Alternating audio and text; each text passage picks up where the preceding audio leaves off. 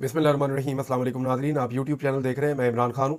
पाकिस्तान के army chief general Asim Munir ने दौरा किया बरतानिया का, और इस मौके पर जो ओवरसीज़ पाकिस्तानी हैं उन्होंने सैकड़ों की तादाद में निकलकर पाकिस्तान का जो वहाँ पे एम्बेसी है लंदन में, उसके बाहर एहतजाजी मुजाहरा किया है। सैकड़ों पाकिस्तानी इसमें शरीक हुए। अब अगर नवाज शरीफ साहब अपना पूरा जोर भी लगा ले और पाकिस्तान की एस्टेब्लिशमेंट भी अपना पूरा जोर लगा ले, तो इस तरह से छोटे से नोटिस के ऊपर 3 से 4 दिन लगाने के बावजूद ये 100 बंदा भी वहाँ पे इकट्ठा नहीं कर सकते। लेकिन 4 ऐसे फैक्टर्स थे जिनकी वजह से मुश्किल दिखाई देता था कि ओवरसीज़ पाकिस्तानी निकलेंगे। लेकिन ओवरसीज़ पाकिस्तानियों का रद्द-ए-अमल बहुत ज़्यादा है। ख़ुसूसन जिस तरह का जुल्म और फस्तायत हो रही है पाकिस्तान में, उसके खिलाफ ओवरसीज़ पाकिस्तानियों का गम गुस्सा एक लेवल से आगे बढ़ता जा रहा है। तो बारिश के बावजूद, मौसम ठीक नहीं था, इसके बावजूद ओवरसीज़ पाकिस्तानी निकले। वर्किंग डे था, यानी ज़्यादातर लोग अपने कामों पे मौजूद थे, और क्योंकि ये लोग काम करने के लिए जाते हैं ओवरसीज़ पाकिस्तानी, तो बहुत मेहनत करते हैं ये लोग, लिहाजा इसके बावजूद लोग निकले।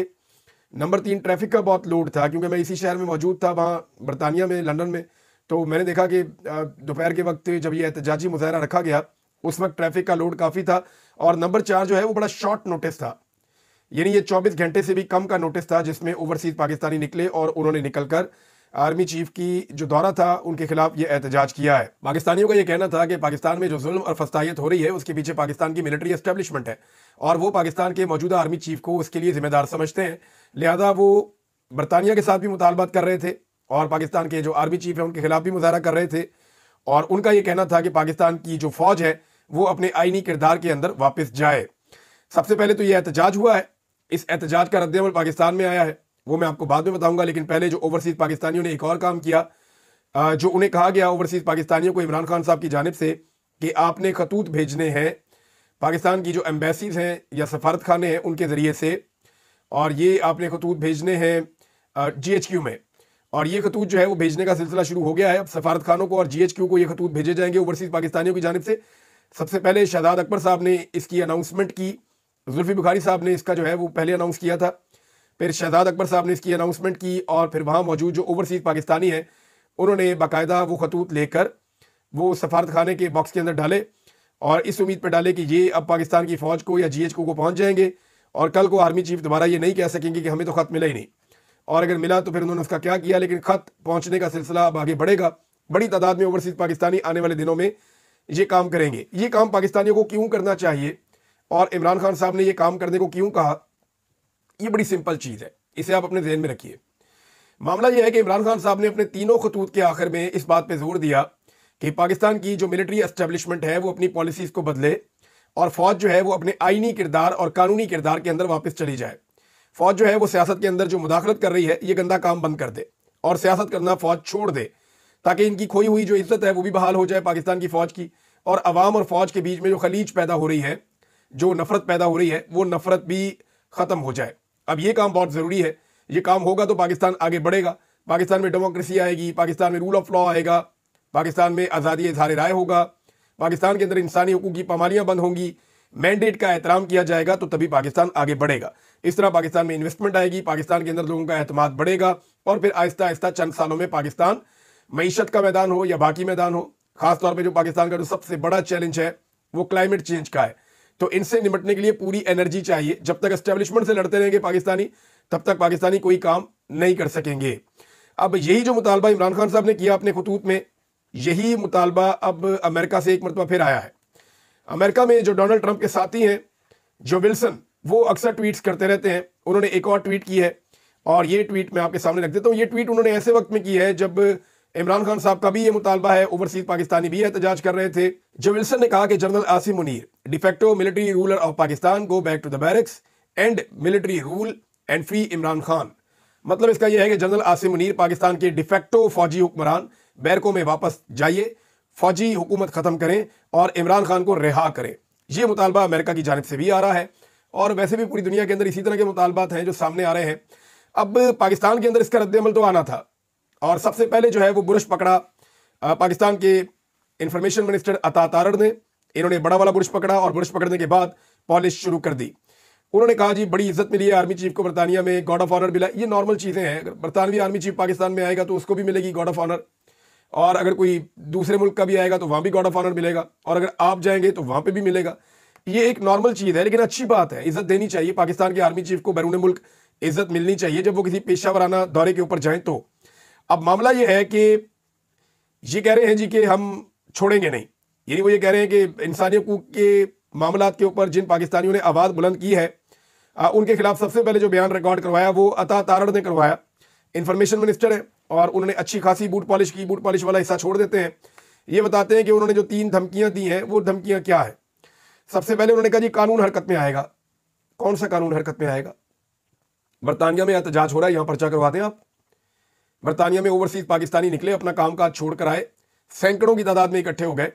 आप यहां पे मुकदमा दर्ज करवा दें, इनको गिरफ्तार करवा लें।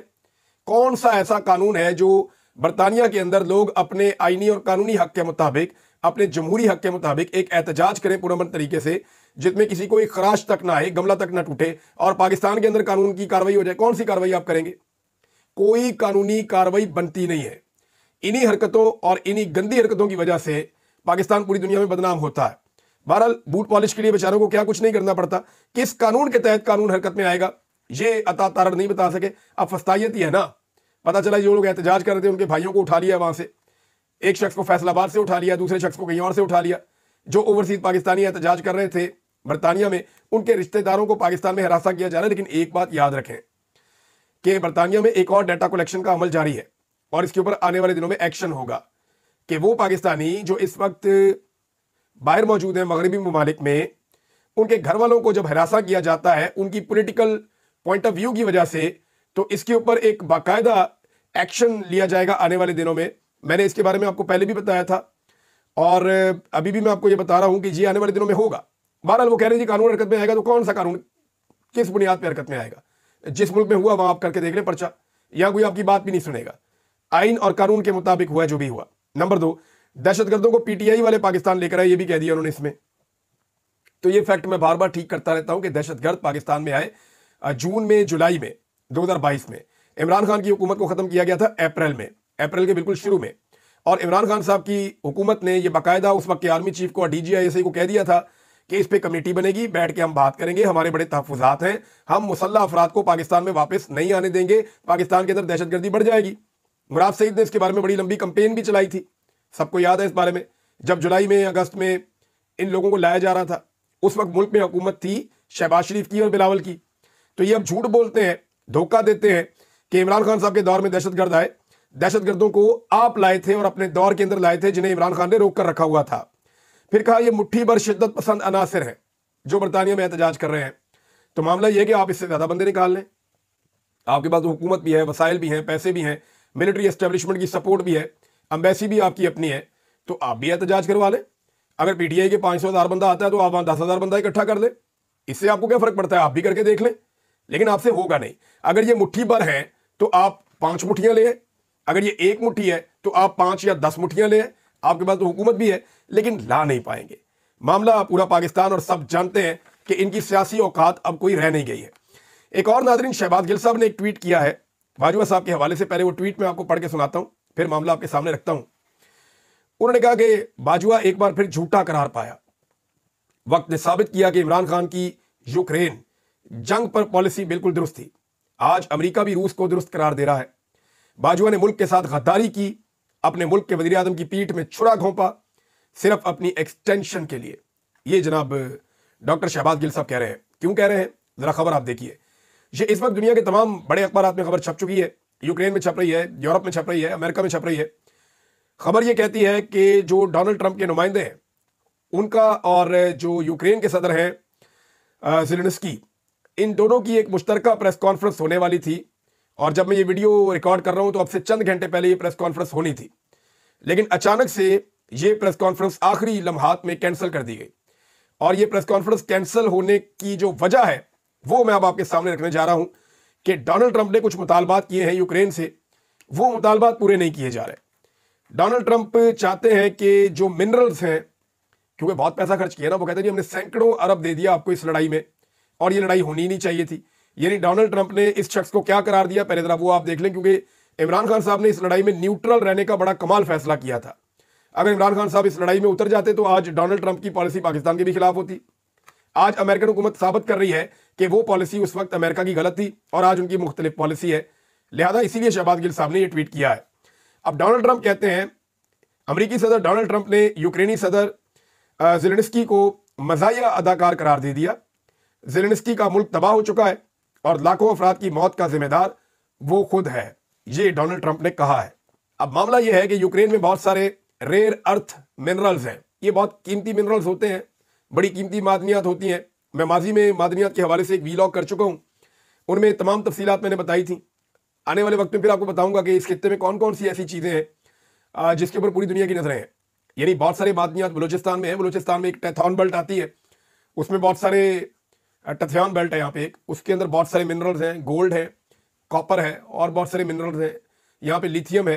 फिर जब आप जैसे ही आप दाखिल हो जाते हैं, यूरेनियम है। आप जैसे ही अफगानिस्तान में जाते हैं तो वहाँ पे बेशुमार मिनरल्स मौजूद हैं, मादनियात, और सेंट्रल एशिया मादनियात से भरा पड़ा है। आप अजरबैजान जाते हैं तो वहाँ पे पेट्रोलियम मसनूआत और गैस पाइपलाइन उनकी लगातार जा रही है बहुत दूर तक, तुर्की तक, और वहाँ से वो यूरोप को भी दे रहे हैं। इसी तरह रशिया के अंदर भी बहुत सारे मिनरल्स हैं। तो ये जो पूरा रीजन है ये कुदरती वसाइल से माला माल है। मादनियात यहाँ बहुत ज़्यादा हैं और कुछ ऐसी मादनियात हैं जिनसे आने वाले वक्त में बड़ी कमाल किस्म की एडवांस्ड बैटरीज बनेगी, जैसे कि लिथियम है, कुछ और है। ये जो नई लेटेस्ट बैटरीज हैं ये फ्यूचर का फ्यूल है। अभी तो आप पेट्रोल इस्तेमाल करते हैं, डीजल इस्तेमाल करते हैं।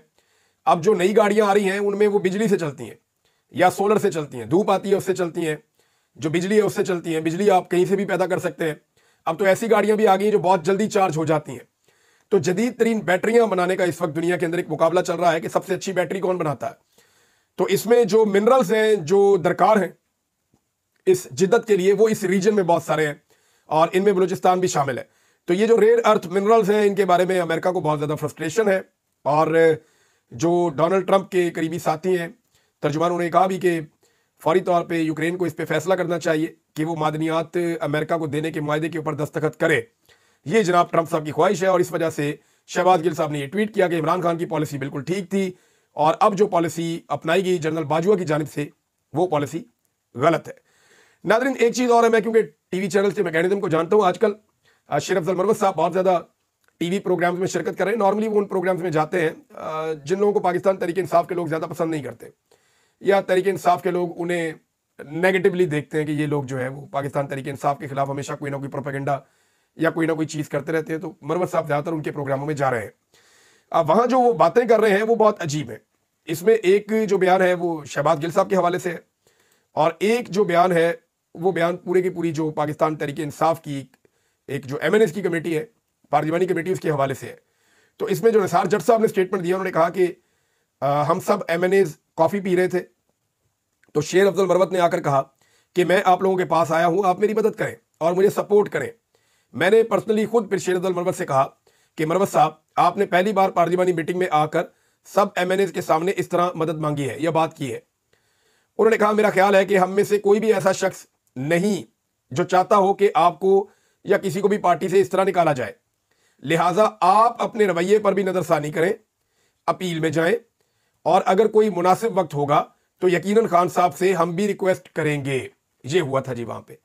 अब इसके ऊपर जनाब वो ये कहते हैं कि बदकिस्मती से हुआ ये कि थोड़ी देर के बाद हम वापस आए, मैं लॉजेस में पहुंचा, मैंने टीवी ऑन किया तो जो मेन लीड बनी हुई थी वो ये थी कि MNAs को मैंने कहा कि मुझे क्यों निकाला। यानी वो गए शेर अफजल मरवत और उन्होंने कहा जी मैंने MNAs को जाकर कहा कि मुझे क्यों निकाला। हालांकि वहां तो इन्होंने रिक्वेस्ट की थी।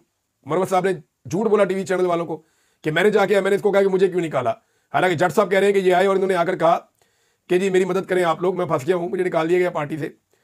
तो उस पर फिर मरवत साहब को ये बात नहीं करनी चाहिए थी कि मुझे क्यों निकाला, और इतनी तकलीफ है तो बेहतर है कि वो मरी का रुख कर लें, वहाँ जाएँ और नवाज शरीफ के साथ बैठे, तस्बीह पकड़ लें और दोनों कहते रहे कि मुझे क्यों निकाला, मुझे क्यों निकाला।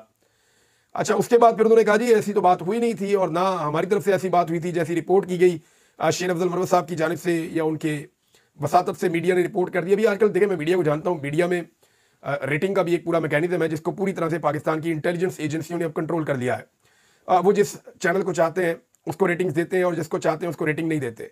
मेहमानों के हवाले से भी उन्होंने एक अपना फार्मूला रखा हुआ है कि जिन मेहमानों को वो चाहते हैं कि वो टीवी पे ज़्यादा आए और आकर एस्टैब्लिशमेंट का बयानिया बयान करें तो उन मेहमानों के प्रोग्रामों में वो रेटिंग को ज़रा उठा देते हैं, जिससे वो चैनल खुश हो जाता है। तो जैसे कि फैसल वाडा साहब है, हालांकि कोई उनकी बात मुझे नहीं लगता लोग सुनना चाहते हैं, लेकिन जब वो किसी प्रोग्राम में जाते हैं तो जानबूझ के रेटिंग का ग्राफ ऊपर किया जाता है ताकि उनको ज्यादा लोग प्रोग्रामों के अंदर बुलाएं। ये अब एक नया तरीकाकार इख्तियार किया गया है और इसके अंदर यही फॉर्मूला शेर अफजल मरवत साहब की तरफ भी जा रहा है। बहरहाल शेर अफजल मरवत साहब ने जो इल्जाम लगाया शहबाज गिल साहब के बाद, वो तारीखी नुक्ता नजर से ठीक नहीं है। कैसे ठीक नहीं है मैं आपको बता देता हूं। एक तो निसार जट साहब ने कहा कि शेर अफजल मरवत साहब के हवाले से जो खबर चली वो झूठी थी। दूसरा, शहबाज गिल साहब पे बड़े इल्जाम लगाए गए कि जनाब उन्होंने जनरल फैज को इमरान खान साहब के 2 मोबाइल फोन थमा दिए और इसकी वजह से इमरान खान साहब ने इंक्वायरी करके उनको फारिग कर दिया। तो ऐसा नहीं हुआ था। इमरान खान साहब के जो मोबाइल फोन है ये गायब हुए थे 2022 में और मई में हुए थे, मई के मिड में, यानी 25 मई को इमरान खान साहब ने बड़ा एहतजाज किया था, लीड करके काफिला लाए थे। लेकिन ये जो मोबाइल गायब हुए थे उससे पहले हुए थे। आपको याद होगा सियालकोट में एक बहुत बड़ा प्रोग्राम हुआ था, इमरान खान साहब का जलसा हुआ था। सुबह के वक्त जिस मैदान में जलसा हो रहा था वहां पे जो वहां का डीपीओ था हसन, उसने धावा बोल दिया था और बड़ी कोशिश की डार बरादरान ने, लेकिन उन्हें इजाजत नहीं दी गई। फिर वो सारा का सारा रोड भर गया, हर तरफ से आवाम आ गई और फिर इनको अपनी फैक्ट्री के अंदर जलसा करना पड़ा। तो वो जो हमजा शहबाज की हुकूमत बनी हुई थी उस वक्त, मरियम नवाज ने शाबाश हसन का ट्वीट भी किया था, आपको याद होगा। तो उस हवाले से शहबाज गिल पे इल्जाम लगाया कि जिन्होंने जनरल फैज को दे दिए मोबाइल ताकि वो डाटा निकाल ले। अब मैं आपको एक चीज बताता हूँ जाती तौर पर, मैंने ये खुद देखा है। शहबाज गिल से आप इत्तफाक करें इख्तलाफ करें, लेकिन एक बात मैं आपको क्लियर कर देता हूं कि उनके हाथ में इमरान खान साहब के मोबाइल होते थे, बिल्कुल होते थे। और वो जब इमरान खान साहब के पास मोबाइल लेकर आते थे तो बाकायदा वो मोबाइल के अंदर देख सकते थे, उनको पासवर्ड भी पता था कि इमरान खान साहब का इतना एतमाद था उनके ऊपर कि उनको पासवर्ड भी पता था। अब जिस आदमी को इमरान खान के मोबाइल का पासवर्ड पता है, ये तो सोशल मीडिया का दौर है, सारी दुनिया जानती है, टेक्नोलॉजी का दौर है, जब चाहे जहां चाहे वो डाटा ट्रांसफर कर सकते हैं, इमरान खान साहब के सारे फोन को कंप्रोमाइज कर सकते हैं। तो ये दोनों टेलीफोन्स को फिजिकली देने की क्या जरूरत थी? क्या जो जनरल फैज है वो इतने गरीब थे कि उनको 2 टेलीफोन चाहिए थे? टेलीफोन में तो डाटा चाहिए होता है। तो एक तो ये लॉजिकली ये बात ठीक नहीं है। जिस आदमी के पास पासवर्ड है वो तो सारा डाटा भिजवा सकता है, तो फोन देने की उसको क्या जरूरत है? और दूसरा जनाब एक और चीज ये है कि इमरान खान साहब के जो बयानात और साजिशें अगर पकड़े गए उस फोन के अंदर कोई, तो अब तक मंसरियाम पे ले आए। नंबर 3, फैज हमीद के पास अगर वो फोन है तो फिर उन्हें अभी तक बरामद कर दिया जाए और लाके सामने रखा जाए कि जनाब ये बरामद हो गए हैं। तो ये एक ऐसी कहानी है जो अभी तक किसी को समझ नहीं आ रही कि वो फोन कहां गए थे, क्योंकि वो फोन बाकायदा चुराए गए थे। लेकिन मुझे ये उस वक्त बात पता चल गई थी कि पाकिस्तान तहरीक इंसाफ ने, मेरे सोर्सेज ने मुझे उसी वक्त बता दिया था कि क्योंकि इनके पास पूरा उसका सिस्टम था टेलीफोन्स का, तो इन्होंने उन्हें फौरी तौर पर जाया कर दिया था। यानी जिसने भी वो फोन चुराए उसको उन फोन्स के अंदर से 1 टके की इंफॉर्मेशन नहीं मिली। और हाँ, गिल साहब के बारे में कहा गया कि उसके बाद गिल साहब को फारिग कर दिया, तो ऐसा नहीं है। उसके बाद बड़े लंबे अरसे तक मैं गिल साहब को इमरान खान साहब के साथ देखता रहा, बार बार देखता रहा। हत्ता कि अगस्त में, जब ये मई का वाकया है, अगस्त में जब गिल साहब गिरफ्तार हुए, ये 8 या 9 अगस्त की बात है, खबरें चल रही थी। गिल साहब जब अगस्त में गिरफ्तार हुए, उनके साथ बड़ा जुल्म और जबर हुआ, तो इमरान खान साहब स्पेशली शहबाज गिल के लिए बहुत बड़ी तादाद में कारकुनों को लेकर निकले और उन्होंने इस्लामाबाद में बड़ा तगड़ा एहतजाज किया। और इतना जबरदस्त एहतजाज किया इमरान खान साहब ने शहबाज गिल के लिए कि वो किसी और के लिए इमरान खान साहब ने ऐसे एहतजाज नहीं किया अपनी पार्टी में। कोई बंदा पकड़ा गया हो तो इमरान खान साहब निकले और उन्होंने एहतजाज किया हो, नहीं, ये शहबाज गिल के लिए स्पेशली इमरान खान साहब ने एहतजाज किया था बड़े पैमाने पर। और वो जो एहतजाज किया था, उस एहतजाज की वजह से इमरान खान साहब पे मुकदमा भी दर्ज हो गया था। याद है आपको, जज जेबा साहिबा को इमरान खान साहब ने एक जुमला बोल दिया था, तो इन्होंने वहां पे मुकदमा भी दर्ज कर दिया था और दीगर मुकदमा भी दर्ज कर दिए थे। तो अगर शहबाज गिल साहब पे इमरान खान साहब खाइफ होते मई वाले वाकये पे, तो अगस्त में उनके लिए इतने बड़े पैमाने पर क्यों बाहर आते? ये भी एक बड़ा सवाल है। लेकिन मरवत साहब के बारे में एक चीज क्लियर हो रही है अब कि मुझे ये लगता था कि उनको खामोश रहना चाहिए, इंतजार करना चाहिए। हो सकता है कि वो इमरान खान साहब उन्हें वापस ले ले, लेकिन वो लगातार जो चीजें बोल रहे हैं उनका फायदा उन चीजों का इमरान खान साहब को नहीं हो रहा। पीटीआई को और इमरान खान साहब को उन चीजों का नुकसान हो रहा है और लगातार हो रहा है। जुनैद अकबर साहब ने और यास्मीन राशिद साहिबा ने चीफ जस्टिस ऑफ पाकिस्तान को इंसानी हकूक की खिलाफ वर्जियों के हवाले से एक मरतबा फिर खत लिखा है। ये बार बार खत लिखते हैं लेकिन इसके बावजूद कोई फायदा नहीं हो रहा। चीफ जस्टिस ऑफ पाकिस्तान ऐसा लगता है कि इंसानी हकूक के मामलों के ऊपर आंखें बंद करके बैठे हैं, जैसे कादी फायद ईसा साहब आंखें बंद करके बैठे हुए थे। आखिरी खबर यह है कि इमरान खान साहब को कल भी नहीं मिलवाया गया इमरान खान साहब की पार्टी के लोगों से, हत्ता की कोशिश की गई मुलाकात करवाई जाए, लोग वहां पे पहुंचे, पार्टी के रहनुमा वहां पे पहुंचे, लेकिन एक मरतबा फिर इमरान खान साहब की मुलाकातें नहीं करवाई गई और यह सिलसिला बड़े लंबे अरसे से जारी है। और अब इसके अंदर शिद्दत आ गई है। पंजाब में मुकदमा दर्ज हो रहे हैं, बंदे गिरफ्तार किए जा रहे हैं। पंजाब की बात आ गई तो एक छोटी सी चीज मैं आपको बताता चलूं। ज़हीम लगारी साहब को गिरफ्तार किया गया था और मुकदमा किया गया था, मुकदमा नहीं किया गया था, एजेंसियां उठा के ले गई थी मरियम नवाज का गुस्सा ठंडा करने के लिए। सहाफी ज़हीम लगारी को इसलिए अगवा किया गया कि उन्होंने एक खबर दी थी कि लाहौर में जो सबज रंग की सड़क बनाई है ना, ये ड्रामा किया गया है, ये करप्शन हुई है इसके अंदर। पहली बारिश हुई है और पूरा सबज रंग जो है वो धुल गया है, नीचे से असली सड़क निकल आई एक बारिश के अंदर। तो ज़ईम लगारी से तो माफ़ी मांगनी चाहिए पाकिस्तान की एजेंसियों को और हाथ जोड़ के माफ़ी मांगनी चाहिए।